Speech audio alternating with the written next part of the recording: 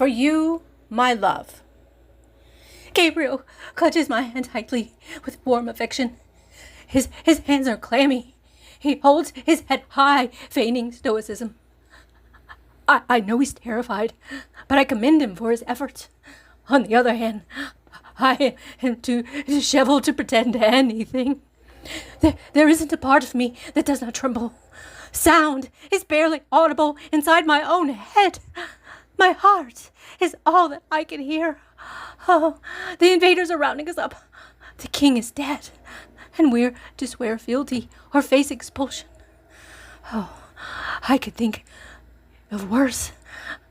We can rightly be executed. My papa touches my shoulder. Evangeline, I will speak for us. He reassures me. I know he will not swear fealty. He has shared dozens of stories of their brutish gods and hideous sacrifices. I agree. I just don't think that I'm brave enough to stand up and say so. And my papa knows it. I peer over to my mama. She is clutching my little sister. I don't believe I've ever seen her so lovely as tonight. She almost resembles a young woman in her elegant green dress. Of course, my wedding dress is already soiled, and Gabriel sees me in it before we are wed. Oh, Father Louis says he will wed us on the ship. Some of our neighbors have already escaped on foot. Oh, I wonder if they're the smart ones. Will we be executed? It seems too kind for them to give us a ship. Oh, I suspect trick. I hope I live until I say I do. That would be good enough for me. At least I will die knowing that Gabriel is mine and I'm his to keep. My eyes turn back to the love of my life. As long as I am with Gabriel, I can accept whatever happens to us. Before their leader can speak, terrible guttural roars burst from the south and the west of us. The trees shift and bend an unnatural rhythm. Streaks of orangey fire fill the sky, preceded by a strange augmented chanting. Oh gosh, I screech, clutching Gabriel. Ah!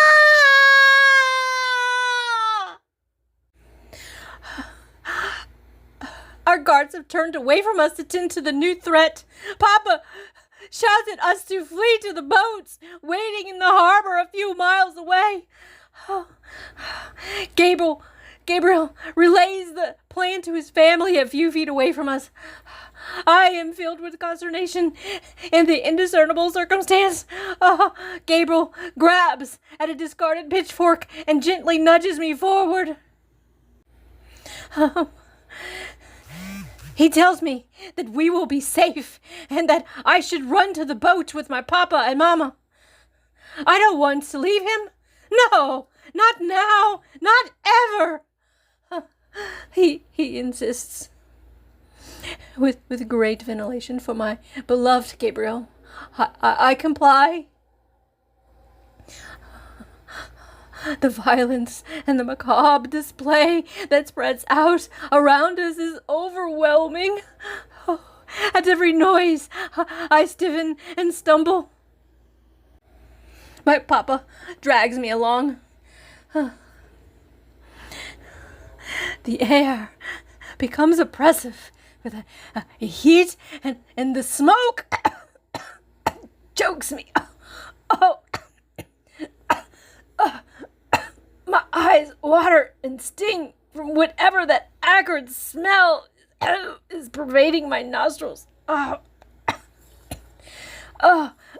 can no longer see anything beyond my papa's hand held out for me. Oh, the woeful moans and screams are as daggers in my heart. Are these my neighbors? Oh, my friends? I'm helpless to aid them. I'm helpless. My only rallying animation is the sound of Gabriel's voice that I hear trailing behind us. With nervous and fearful energy, we shuffle along in the crowd as quickly as a group of blinded people can go. I cannot profess to comprehend what mercy did guide us true. My family and I do indeed emerge from the hysteria to meet the boat promised to us. No captain or sailor is aboard, but many of my neighbors know enough to get the ship to disembark from the docks, from our cursed home. The hour is dusk. It is this moment when I realize that my Gabriel is not aboard. Sure, his parents and his younger brothers are all here, but that is not good enough. Where is Gabriel?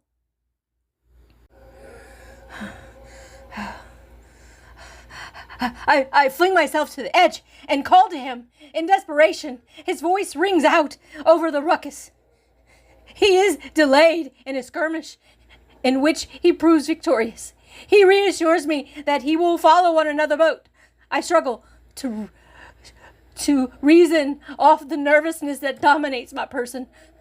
I go to leap, but Monsieur Brasso grabs me and holds me fast.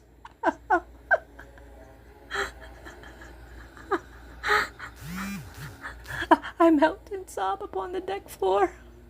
Doubt spreads like a disease. Too many hours wane away without my love.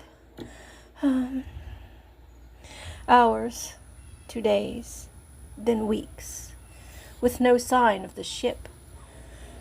It's a maddening torment. When we do make it to shore and find a safe refuge, all are happy but me. I cannot find peace within my heart without Gabriel. Good fortune is bestowed upon me. Word has reached our settlement that Laplace receives refugees bearing the same story as us. It is some 45 miles south of Manchac Swamp. I don't tarry, though my family and friends insist that I wait for them to hire me a guide and a guard. No, I take one of our family's horses, Belle, and race to find this place, to find my Gabriel, and pledge myself to him for all eternity. I know little of how to navigate through these pestilent lands. I don't know how else to explain it other than the Manchac Swamp is alive. From the moment I approached, the very air hangs heavy on my lungs. And I wonder, am I breathing vapors instead of air?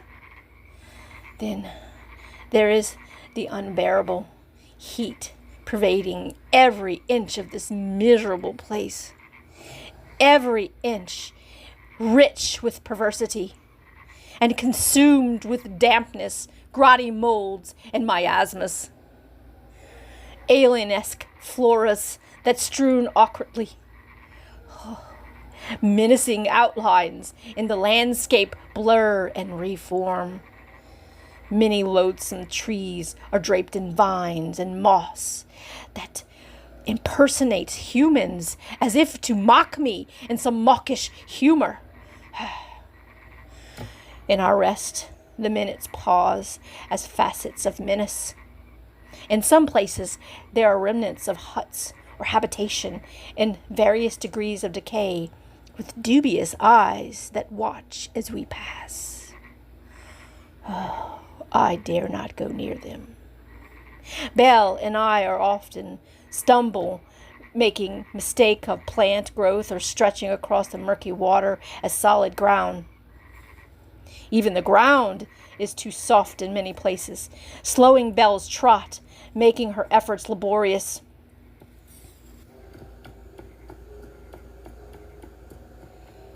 The wooded area is filled with creeks and sloshes that seems to coincide with the rhythm of our own pace.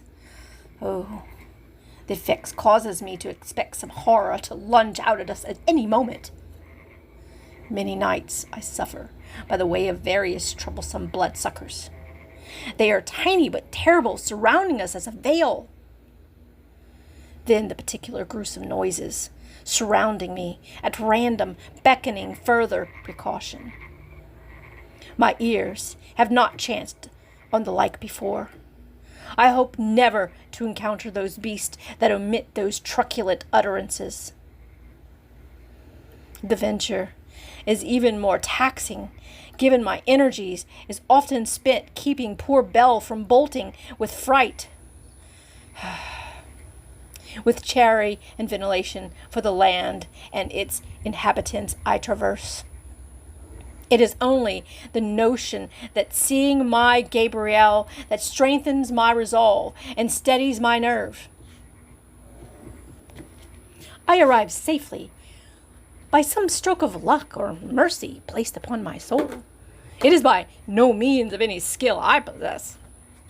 Many people in La Place are equally amazed or disbelieved by my venture through the quagmire. Still, they do speak of meeting my handsome Gabrielle. Lafitte, the blacksmith, says that he was so taken with Gabriel's tale of me that he fashions him a sword and breastplate to aid him through the treacherous and deadly Manchac swamp. Unfortunately, Gabriel left 3 nights ago.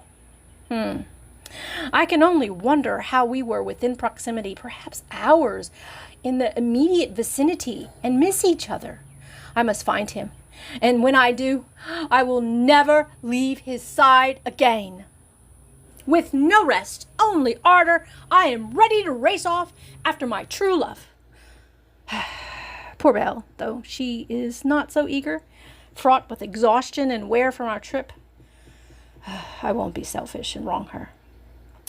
No, I trade her for provisions and secrets to Emmeline, an old woman who lives just outside of the trading hub. Emmeline promises to treat Belle kindly. I can't begin to fathom the strangeness of her, but I am grateful for her guidance nonetheless. At daybreak, I set out on foot, but better prepared with Kush Kush, a hunting dog, and a handy gear for both survival and hunting. Of course, the very idea of killing something weighs on my soul, but starving on my trek here wasn't pleasant either. Emmeline's oils serve me well in keeping those swarms of biters at bay, and Kush Kush isn't the typical dog to bark at every presence her keen nose detects. She does alert me to both dinner and danger, which I have not yet to stomach the notion of killing. Traveling on foot is slow and tedious, but my determination to marry my love drags my frail form along. My legs can scarcely yank my boots from the muck in every step. At several stretches, Couscous and I are forced to wait out the strange lurking cats, shifty snakes, creepy camion, and even giant frogs that carry weapons. Each time I ready my recurve, and each time the dull, stretched out minutes of waiting in stillness causes my fingers to go numb. For Gabriel, I am strong. I endure. As Couscous and I both see better in the day, we rest at night. It is late this particular twilight we lay ourselves down. When Couscous begins to growl at something unseen, before I can grab my recurve, it is upon me! Bravely, Couscous intervenes just in time. The alligator has a morose disposition and no mercy towards my faithful Couscous. I grab and slice at its thick scales, hearing my companion wail and howl. Oh, anger! The creature turns its menacing on me. I should tremble at the death its sharp teeth represent, but my love is stronger than fear. There is no capitulation, not tonight or ever. I must find Gabriel at all costs. My voice extends to the night. For you, my love! I then proceed to jab and slice with ferocity I have no idea existed within me. I know not how long my tangent I stabbed at the long dead thing. It takes some time for me to stagger back, realized what has occurred, what I had achieved this night. The alligator's despondent eyes entice pity. I mourn its life, but I relish my own. We are momentarily safe, and there is food for us. I waste no time in recreating Emmeline's lessons to reunite with Kush. Kush's presence is testament to Emmeline's incantations and to my attentiveness to her teachings. I bathe in the brown swamp waters. After I proceed with my lessons, I must save the creature's scales, meat. That is, the helpful people of Laplace instructed me. I would have never succeeded in these abominable and odious tasks if it was not for my love and devotion to Gabriel. Kush and I journey on, becoming proficient in the ways of the land and the inhabitants. I fear I must have gotten lost at a point or two, as it takes us a month to return to my family and Gabriel's family. They are overjoyed to greet us, and I them. My joy is soon spoiled when I learn that Gabriel has not yet arrived. He must be lost in the magic. My throat tightens. In order its pressure clenches down, and my heart falters. I fall to my knees in resolution of despair.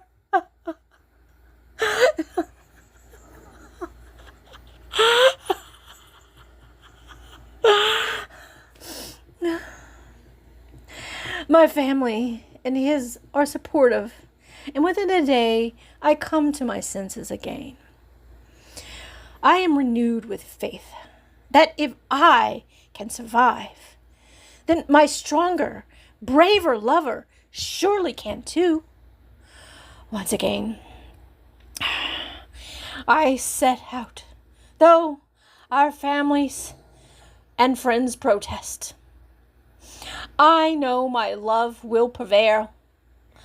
My love will conquer all that stands between us. Before I leave, they gift me with gears and foodstuffs. This time, my path is not straight to Laplace, but to sleuth the entire dreaded manchac for my lover. Kush and I learn to deal with the carnivorous plants and fungus, frogmen, goblins, and even the walking skeletons. After months of trudging along, we find a piece of a cracked breastplate.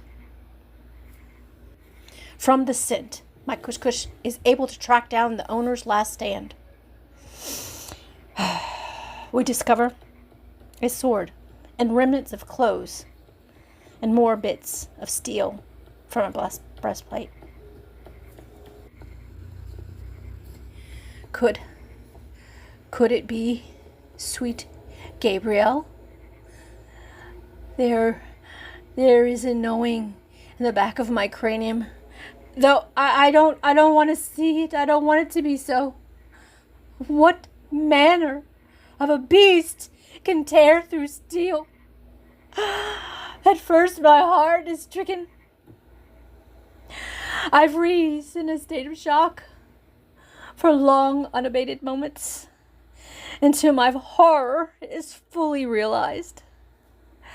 My head spins wildly, then I fall in a heap, lamenting loud into the long heart of Manchac. I go on about this display until there are no tears left. A burning hate begins to consume my soul. The terror that waits out there does not dissuade me. All that matters is marrying Gabriel And now that right is stolen from me. My Gabriel is lost to me. My future. I am benumbed.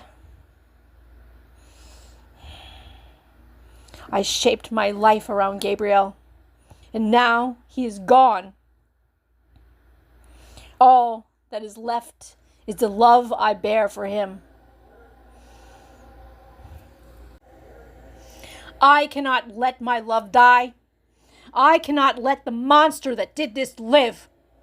I pledge here and now to hunt it down, if it is the very last thing that I do.